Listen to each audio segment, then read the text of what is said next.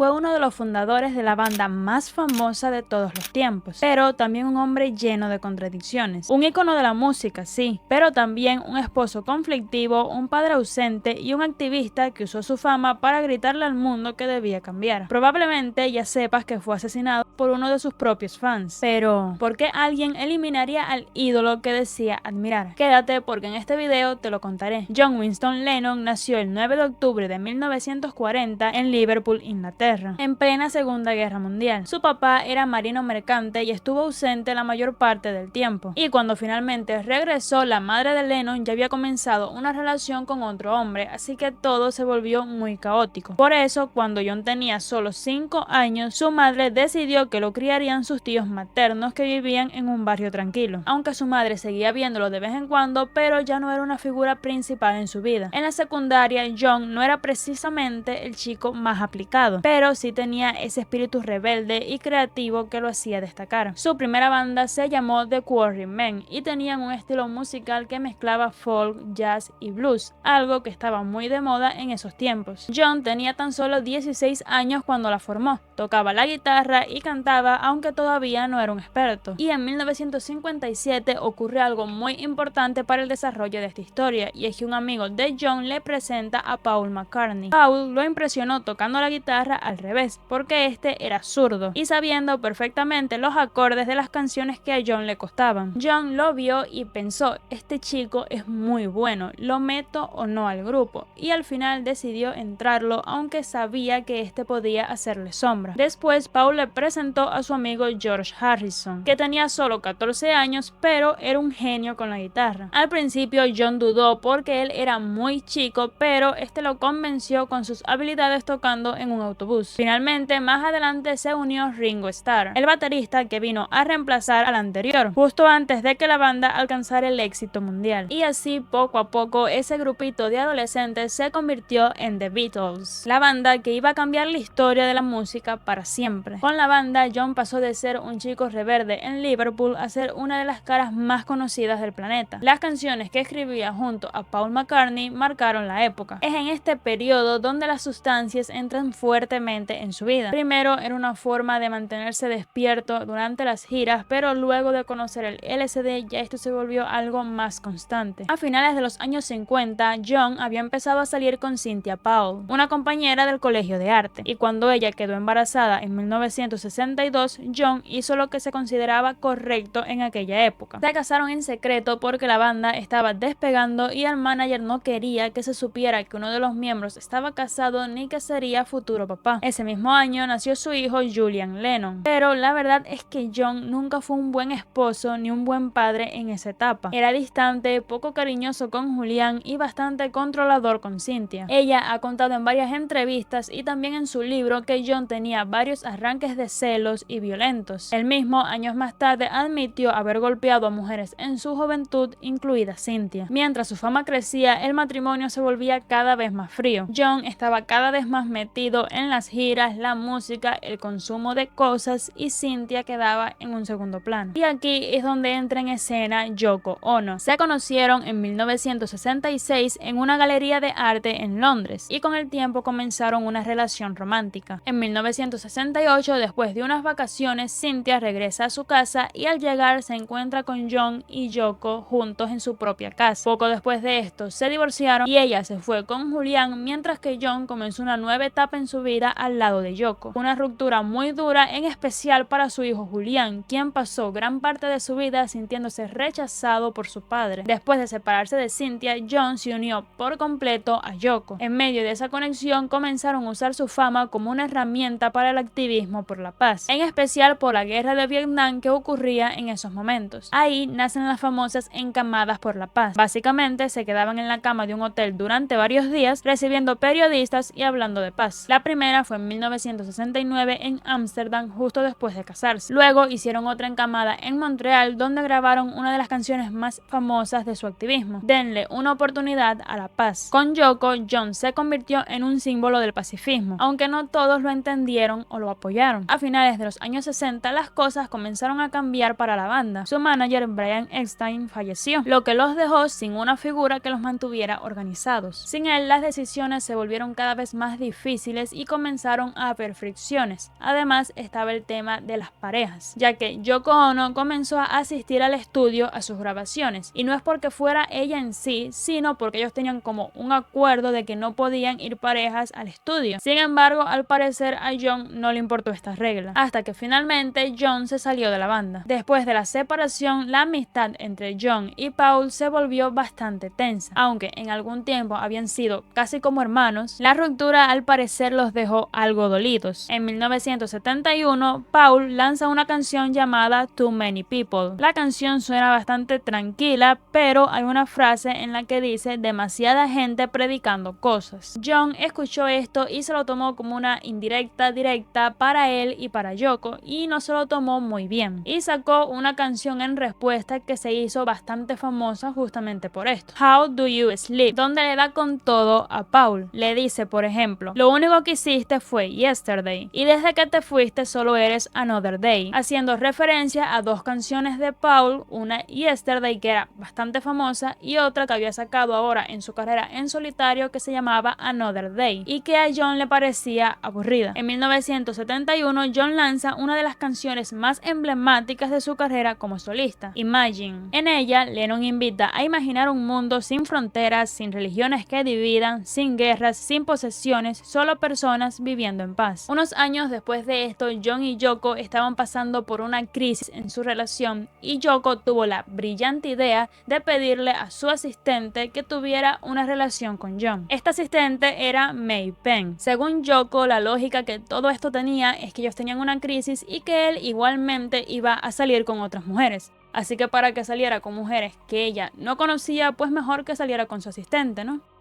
Bueno, eso pensó ella. Lo que ella no se imaginaba es que esta relación no iba a durar solo una semana, sino que duró 18 meses. Y la verdad es que esta fue una relación muy buena para John, porque durante ella retomó su contacto con su hijo Julián, a ese que tenía prácticamente abandonado. Y como dato curioso, un paréntesis aquí, es que Julián considera que su verdadero padre es Paul McCartney, porque este, al ver que John lo tenía como un poco abandonado, se acercó a él y fue bastante cercano para él. Otra cosa que hizo es que retomó su contacto con su amigo Paul McCartney, con quien llegó a tocar de forma informal una vez más. Y como ya dije, esta relación no fue para siempre, duró solo 18 meses, y luego de esto él regresó con Yoko. No sé exactamente por qué habrá pasado ahí, pero lo que dicen algunas personas, lo que he escuchado, es que él tenía como una especie de dependencia emocional hacia Yoko. Después de esta reconciliación nace su segundo hijo, Sean Lennon, justamente el 9 de octubre. Este nacimiento cambió por completo